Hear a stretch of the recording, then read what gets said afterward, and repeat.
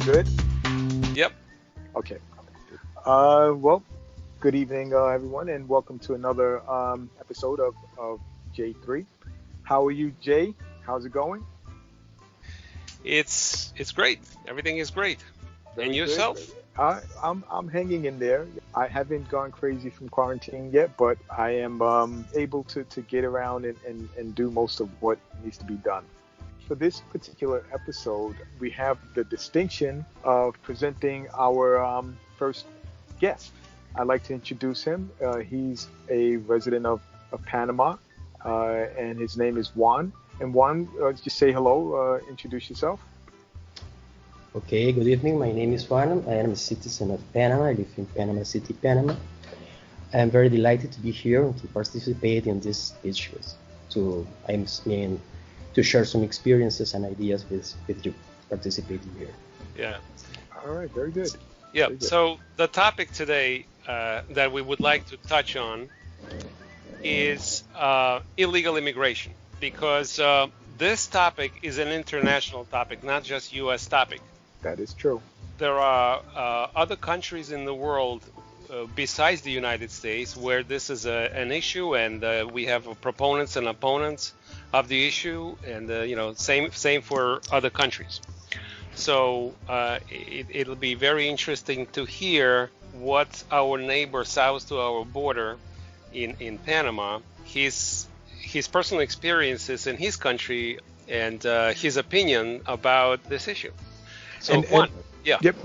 And let me just interject. Yeah.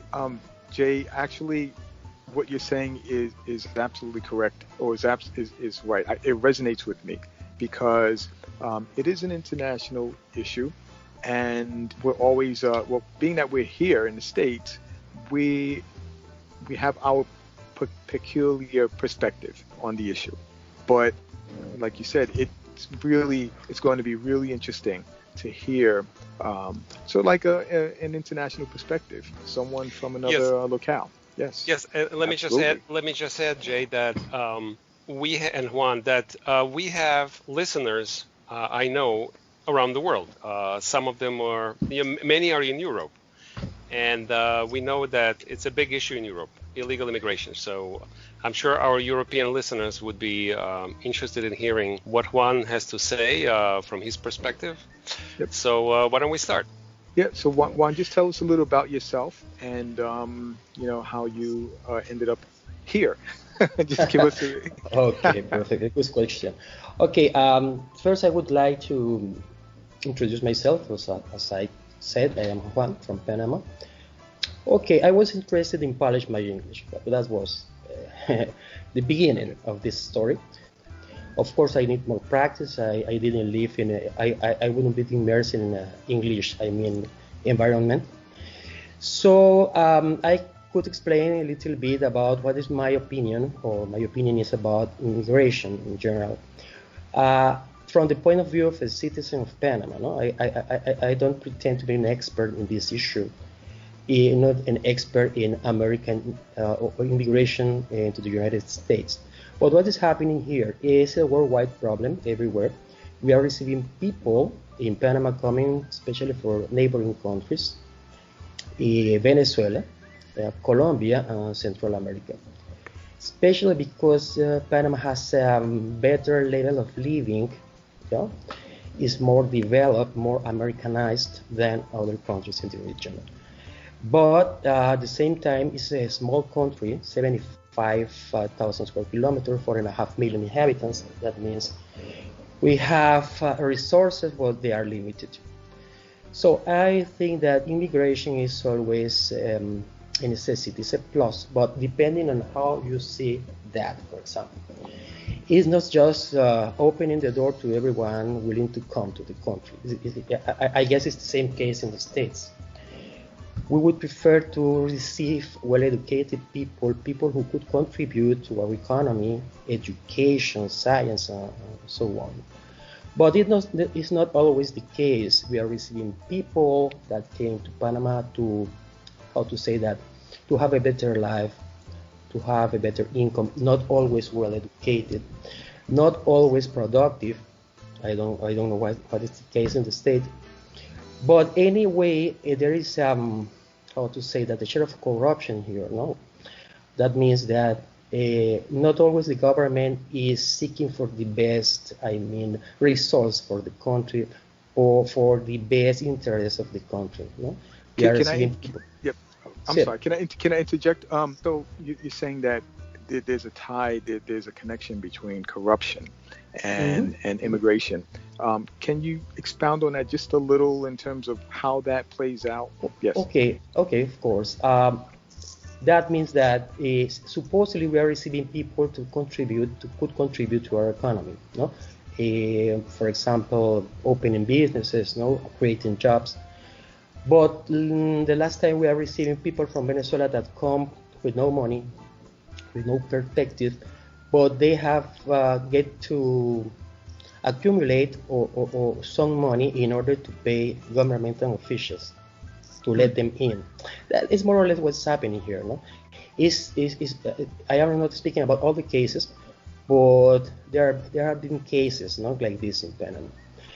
So we have a lot of people coming. We have limited or scarce resources. I mean, for 4.5 million, receiving in Panama almost 100,000 Venezuelans, almost 200,000 Colombians is pretty. It's a very large number for I a see. tiny I country of see. Panama. I see.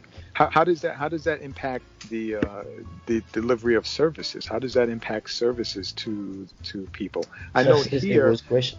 Yeah, yeah, Mhm. because here the United States is a huge country in comparison to the size of Panama. I could see that if you're receiving a lot of immigration, it's going to impact delivery of services. How does that play out for you guys? Of course, if they pretend to receive services from the government, they aren't always contributing with the budget of the government. They don't pay taxes, not always. Aha, I see. They are engaged in informal jobs. I mean, so of course that impacts our economy, our services, the services of the government. There have been cases in which Venezuelans get medicines from the government, for example, to send to Venezuela. Hmm? And we like medicines in this country. There have been cases like this. If they would contribute to the economy, to the budget, no, it would be different. But the way they are coming and they are working, or the kind of stuff they are getting here in Panama, don't let the government to receive more income, more taxes from them, no. But they are receiving from the government aids, some money, some medicines, education, and so on. No? And of course, like this, our economy, our I mean services are impacted negatively. Okay. I see. I see. One of the arguments here is that people who immigrate here, they impact delivery of services, but at the same time, there's a counter argument that they do work that supposedly that people here have an aversion to or don't really want to do. So when you mentioned that they're there, I would have to wonder exactly what are they doing, in terms of work. What kind of work are they involved in, or is there even work for them? They are most engaged in informal jobs. No? This is the main point. The ones that don't pay taxes to the government. A group of them, the ones that came first to Panama, were businessmen. They tried to open business to offer jobs and so on. That's what very good. But the second and third waves, a lot of people came just to make a living or try to make a living here in Panama. Yeah. In using, I mean, this way, informal jobs that doesn't pay taxes, or trying to cheat the system. For example, I am an engineer. I offer my service. I am a consultant in logistics. I try to get a contract, but I see, for example, there is a large number of competitors, not very fair, so to speak. So they offer, or they are working for less money. Not always they do a good job, but they don't care. They get the money they could, and they can go, or they can, and they can go back to Venezuela, and nothing happens. But the one who is living here is very preoccupied and aware that the person or the consultant should do a very good job. No, this is the problem here. No, And the Panamanians and some businesses and some businessmen who don't care or doesn't know enough about the situation, they just charge these services, hire the services, and not always with a good result, but they prefer paying less than hiring the Panamanians. That is the problem here. At last, they are aware, little by little, they are knowing that these cases happen, when they try to hire more Panamanian experts in their issue. But that's fair, we lost a lot of opportunities, job opportunities, contracts, because of this unfair way of dealing in Panama, of getting contracts in Panama. I see. So I did a quick math here. For a country of 4 million people, that Panama is, with 200,000 immigrants from Venezuela and Colombia combined, that would translate to close to 20 million immigrants in the United States, which is, I can't even imagine what we would do with so many immigrants, how we would provide jobs for them, how we provide social services. It's just beyond me. So my question to you, Juan, is it possible to find jobs for these people? Do you see an increase in crime because people have to resort to crime? These immigrants have to resort to crime because there are no jobs? What's going on in your country? Wow, it's a good question. It's very difficult to define, but indeed, Panama is a peaceful country. We have had in the past problems, Noriega, you know that, about that, the invasion of Panama, but the Panamanian people is one who love to live well, a good life level, I mean a good income, cars. On the contrary of the rest of the countries of Latin America, we have received a more Americanized education throughout the years. The American military was established here, was here in Panama for almost 100 years. So once they came, I mean these foreign people that are not the best who could offer, I mean, these countries. The crime rate had increased, obviously. There are more problems with, indeed, with corruption. We have some cases of kidnapping. I mean, we haven't had that in the past. So that is because they had to live in another realities, more tough in these countries. And they think that the opportunity we give them here, or they misuse this opportunity somehow, no? Because of that, I think that the government is the one to be charged with picking out somehow, no?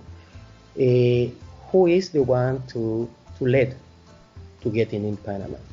But this process is not underway right now, no? You have some money, if you can pay, for example, to enter Panama, you just pay, you enter Panama, no problem. There are there are other people, immigrants, that came to Panama who indeed they are working, they are creating business, they are creating jobs.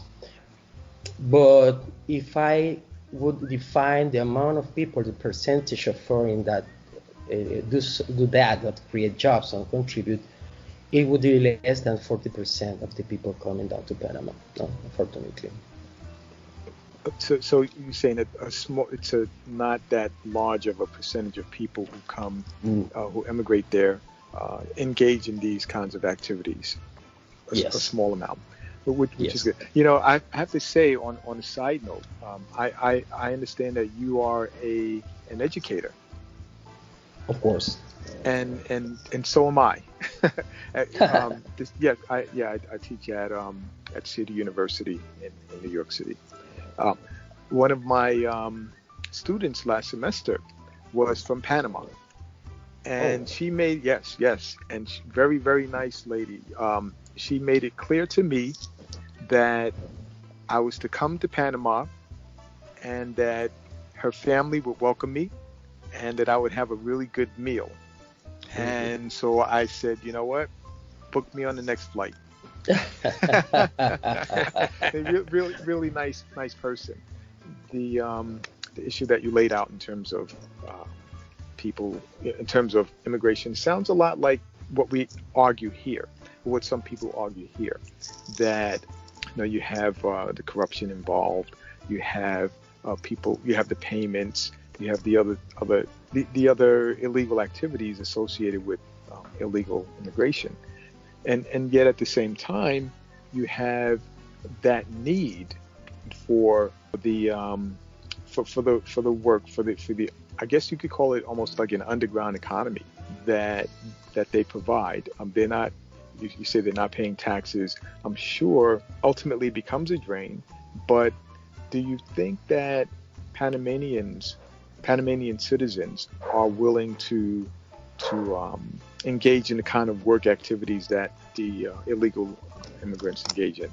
On top of that, the other thing that came to mind was you mentioned you're an engineer and you have engaged in some contract work, but you have immigrants who come there or illegal immigrants who come there and they lowball you in terms of the price for the work that they provide. But it would seem to me that you may have some people who are lesser educated, but I would think that someone who could compete with you would have to at least have some level of education.